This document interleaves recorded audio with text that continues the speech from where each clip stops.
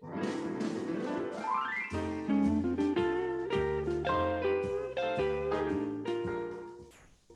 got a real attitude problem, McFly. You're a slacker. You wouldn't match by a chance, would you? Embrace the probability of your imminent death. And know, in your heart, that there's nothing I can do to save you. Rick, where'd you get a hand grenade? I don't know. Good morning, Starshine. The Earth says hello. I've got her. It's Megan Olson in Alpha News and Review on Al in the Afternoon. And Megan, you know, I love this bit. I love having you on. But I think I'm finding a little chink in the armor here. I'm a little upset about something, and I don't know how we're going to fix it. You're going to have to tell me how we're going to fix it. Well, what's the problem, first of all? All right, because we take the top stories of the week, right? You go back, you scan how many have been liked and shared and tweeted and retweeted, whatever. Yep. You do that, and that's wonderful, and it makes her a great bit. I get it. But then things like today happen, and now this has happened twice. I'll use this as an example. Today, they came out with the number of breakthrough cases, right? So that came out today. It's an unbelievable number, and it was last time, but we won't get to talk about it because you got to bring it up next week after people can retweet it. I will use this. This just came out on your little newspaper thingy. Rochester School District want $900,000 and 6.5 years to do this FOIA request thing. And you and I can't even talk about it because we got to wait till next week. That'll be the number one thing. You kidding me? Well, and it's absurd that Rochester is even doing this, because close to the top of the stories, but still not in the top stories to discuss this week, was Rochester having some issues with violence and some severe spikes in violence after, you know, schools have done some social distancing remedies with the spikes in COVID and all that. So they're just not even in a position to be making this type of request. Well, the request is nuts. I don't know how many things could be written about CRT or any of this other, you know, any of the stuff they want. Let's say it's 1 million things for $900,000. And I did the math. You can hire 2 full-time people, $70,000 a year. Mm-hmm. Full-time. All they do is download those papers onto a hard drive. You could do it for 6.5 years. I'll take the gig. Don't tell me if you don't know how to everything, just search CRT and download it. Yeah. That is crazy. You can hire 10 humans at $90,000 to sit in a room, and you get that done in a year. Don't give me 6. You know, that's the craziest thing I've ever heard. There's no way there could be that much stuff. When I thought you said you were going to be upset, I was almost thinking that you were going to get upset that we don't cover news, because I know you're always bragging me about not knowing what's happening with the Vikings. But the Vikings, I don't even cover. Disappointed. Yeah, now the sport, you don't even cover the sports stuff. That does bother me a little bit. No, it's that we can't talk about this. So next week, and I'm mad about it today. That's nutty right there. Hold the anger. Let's just move it to next Tuesday. This Tuesday, we have plenty of other things to get angry about. Well, okay, fine. But that's what I'm saying, because like the cases, again, of 11,000 breakthrough cases this week. And that's exactly why these schools, and we touched on it last week, you know, we had the Burnsville Egan Savage School District going back to their distance learning. And so now we have schools that are transitioning a little bit and taking in the fact that there's, you know, a lot of breakthrough cases. There's a high number of COVID case accounts. And so what they're doing is they're transitioning to this more distance learning, having longer breaks. I think it was Osseo, or maybe it was Egan or Shakopee. They had basically a week's long worth of Thanksgiving break. And now Osseo is extending their winter break to 2 full weeks. So the consequences for students based on these decisions is kind of up in the air, but a lot of schools are pivoting back to, you know, March 2020 tactics. And it's because they're hearing all this stuff. You know, we just had the deadliest year of COVID in the 2 years we've had COVID. But wait a minute, we've had the shot. How is that possible? No one wants to argue why it's possible, but we have the shot. I don't want to argue about it. My point being is here, I have the St. Clair superintendent on every Monday with me, and we discuss this quite a little bit. It puts the local control in those superintendents' hands. He did this thing where they expanded, Thanksgiving break by a few days. So then all of a sudden you put the weekend on top and the weekend after. He's got a break of his kids being together for 10 or 15 days. I think that's brilliant. If you can add 2-3 days on your holiday weekend and that extends it so that they can tamper down in their school districts, I think that makes some sense. I don't know that I would do it because I don't think the numbers are there, but that's just me. But a superintendent can do that. I think that makes some sense. But I this think violence. that we're missing the question of what is the consequence to students. We already saw that it was disastrous to have full distance learning from, March 2020 into essentially the 2021-2022 school year this year.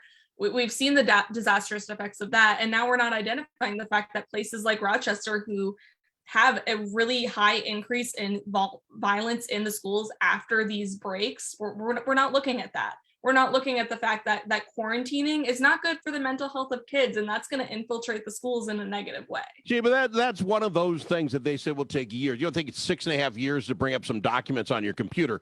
It's going to take years for us to figure out the mental anguish we put on these kids. The bigger question, because you could ask the MDH tomorrow, okay, more kids are getting COVID because more adults have gotten the shot. How many are getting sicker? How many are into the hospital? How many are dying? And when you find out very few kids are dying of this thing, we might go back to say, Not worth it. all right, let's go back to school. Mhm. I'm just saying, you're not reading of these massive 5-year-olds that are passing from this disease. You don't read. You would. You people would write about it if it happened. Yeah, and the repercussions of this pandemic too. I mean, they obviously are affecting our kids now, especially that vaccines are becoming available to that age group, but they're also still affecting businesses. We have our Attorney General, Keith Ellison.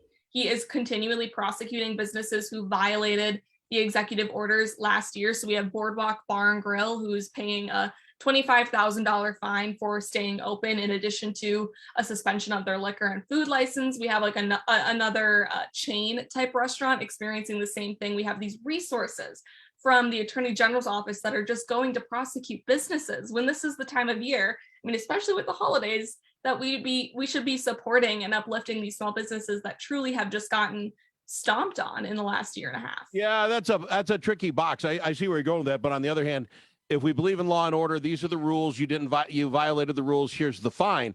Do I think that's an astronomical fine for a guy who just kept his business open? He didn't go out. He didn't go out and shoot anybody. My doors are open. Do I think that's an astronomical fine? Yeah, and I think the governor should step in and say, we got through that. I'm not holding anybody to those same standards a year later, even though COVID's killing more people now than it did a year ago. I'm not closing the business down. We learned a lesson.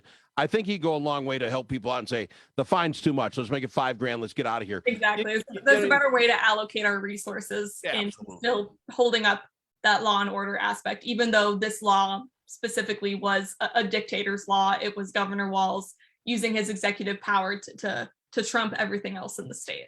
Before we get off the school violence, you mentioned all the violence that went on in Rochester, and this is happening across this state. I presume you saw the video of what happened at the airport. Is anybody safe in Minneapolis and St. Paul right now? The airport? Where's the TSA agents? Where are the cops? How in the world does that go on?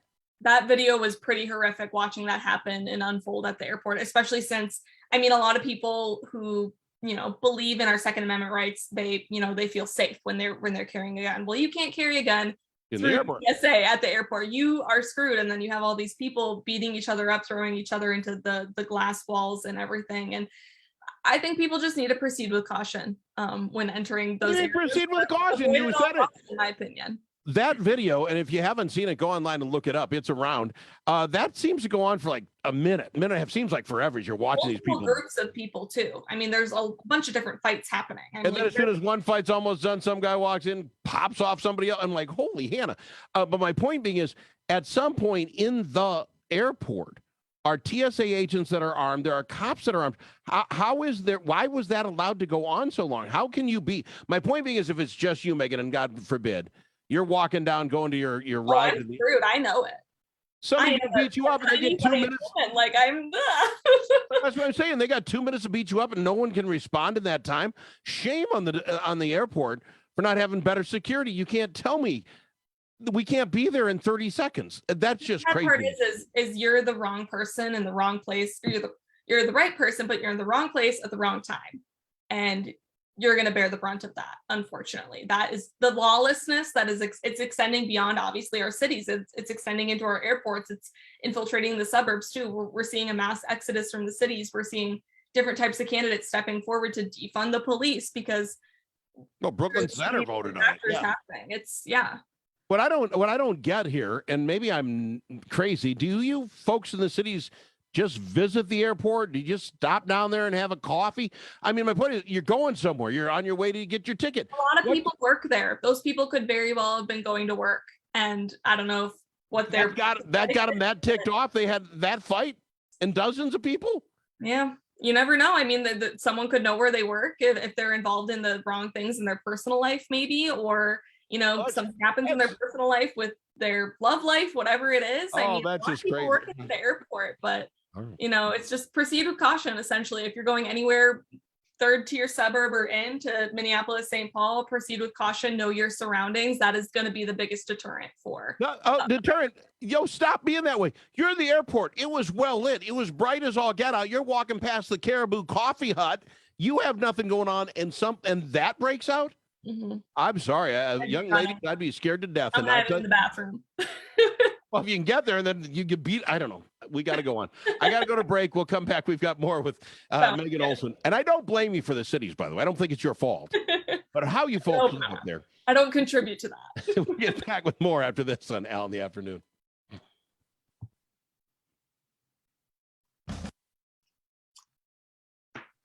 You can probably tell I'm in no mood today. Clearly. That's craziness. I kind of watched that video. I'm like, you got to be kidding me. That was pretty scary, especially because I travel a lot for work alone. Well, I was thinking of you, and it's like, okay, and obviously these people must have known each other, but then you see people jumping in later. It was just like... It was a crazy video, I'm not going to lie. It was like, what is happening? And yeah, where are the people? Where are the TSA agents? Like, I feel like there's always people like driving around on those golf carts in the airport. Well, you have the Minneapolis airport has police officers, not just TSA agents. They have folks with guns. Yeah. What do you got them for if they're not there? And they never showed up. You never saw them in that video. Cops never show. It was like a 3-minute thing. So it's crazy, man. All right. We're up in 1 minute. Sounds good.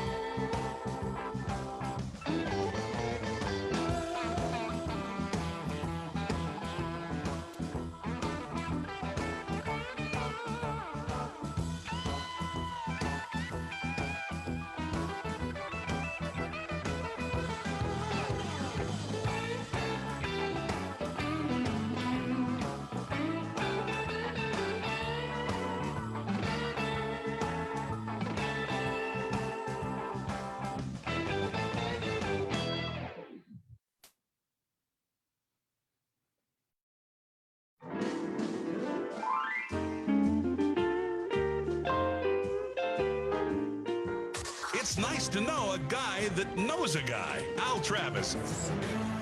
I know Megan Olson, Alpha News in Review. That's what we're doing today. I apologize, Megan. I seem to have myself in a bit of an uproar. I read the news and it just shocks me anymore. And I'm too old to be shocked by this craziness. But I never would have thought I saw that at the airport like I did again with. I think the shock is a little bit different when it hits this close to home, and when you know people, quite frankly, that live close to the airport, that utilize the airport frequently, and when we hear this stuff happening all across the country, and when it happens in your own backyard, I think it changes things a little bit. You're going to be embarrassed. I'm a much older man than you. I was upset when people stopped dressing up to go on airplanes. You know, you can just wear whatever you flip flops. It's like now. When I was growing up, you got dressed up. You got your Sunday clothes on to get on the airport. Know why people would ever wear open-toed shoes to the airport, because you have to take your shoes off for TSA, and then you're walking with your bare feet on the ground, and it's gross. So that should just never be a thing. All right, fair enough. We agree on that. What other story do you? I'm sorry, I'm just old. I can't believe we go from that to we're beating each other up at the airport. It used to be like the thing. I get to go to the airport. All right, go ahead. I'm sorry. Yeah, so last week we talked a little bit about things that were going on with the Minnesota Department of Health with vaccines and, prepping people for Thanksgiving and being with their loved ones. And it turns out they bought a number of full-page ads in a bunch of newspapers across the Twin Cities, Duluth, Mankato, Winona, showcasing how to discuss with your loved ones about, the vaccine and what good it does for you, and encouraging your loved ones to get the vaccine, even if they don't believe in getting it. And so it's a really bit, I think it's a contentious thing, because it's a contentious issue, and MDH is taking a stance on it, and they're encouraging people to get involved in the medical health decisions of their loved ones. It's kind of like when the MDH comes out, they want to be in my Thanksgiving dinner and tell some family member how to tell this person what to do. I don't need you in there. It's like telling kids, here's $200. We'll give you $200 if you get the shot. Tell mom and dad they got to be here to get you $200. Get out of the life of this whole thing. I don't like it. Don't like it at all. Well, and what's concerning about it is that more and more data is coming out.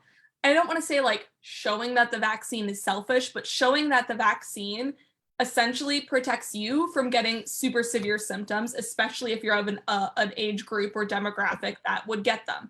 It doesn't protect you. You're still transmitting the virus. You can still get the virus just as well as any person who doesn't have the vaccine. So we have all of this data coming out to support this way it's of a personal choice. It helps you. Yeah. It doesn't necessarily help the spread or anything else. Maybe it would help. But yet you're selfish for not getting it. They're branding anti-vaxxers as selfish for not getting it. Here's something you didn't read very often. I heard it yesterday that evidently now they've come out with the idea that the booster shot, instead of being every 6 months, they've cut that in half. Now they believe every 3 months you need to go in and get a booster. At some point, those that haven't gotten are being proved right.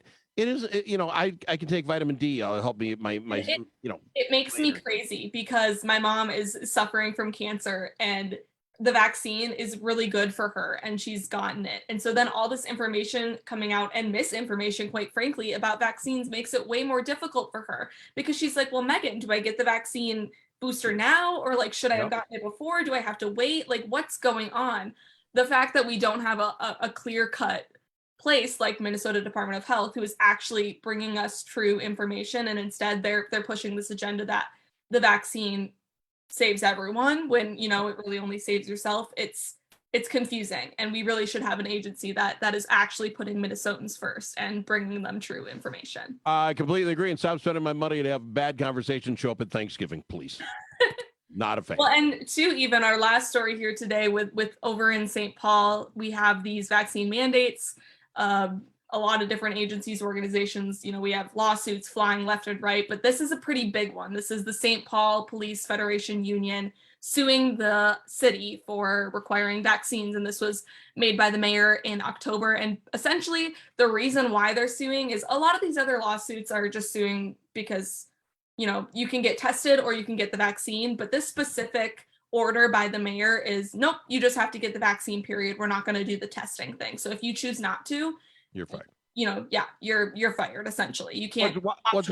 What's wild about that today, or was it yesterday? I want to say it's the 6th district, one of the districts down in South. The U.S. court came out and said, no, we're putting the hold on this. You can't do it. But he only put the hold on for the 10 states that are part of the suing. Minnesota's not one of those. Now, I don't know how in the world a mandate can be illegal only in 10 states because you sued us. I don't get that. But this is going to get crazier before it gets any easier to understand. And as I'm not mistaken, I think it's 5% of the St. Paul police force are going to be gone. I think it's more than that. They estimate 20% of the force. Oh, wow. So 1 in 5 would be there you go. 1 in 5. So around 100 officers remained unvaccinated. And this is significant because we've talked about it week after week. Minneapolis and St. Paul are becoming increasingly violent. There's a record number of homicides and violence in the city. So this is a big deal, and this affects a lot of people. This is going to sound snarky, but what we really need to do if we're going to get rid of 100 police officers in St. Paul, we need the MDH to put out a nice full-page paper somewhere telling everybody to please, let's just calm down until we get these guys back. It'll help us all. Here's how to discuss it with your loved one. Megan, we're out of time. I love having you on. I'm sorry I was just in a bit of a mood today with all that's going on. I thank you for being on the program, Megan. The craziness never ends, so we'll be here next week discussing the same old craziness. Let's do that. Megan Olson, Alpha News and Review on Al in the Afternoon.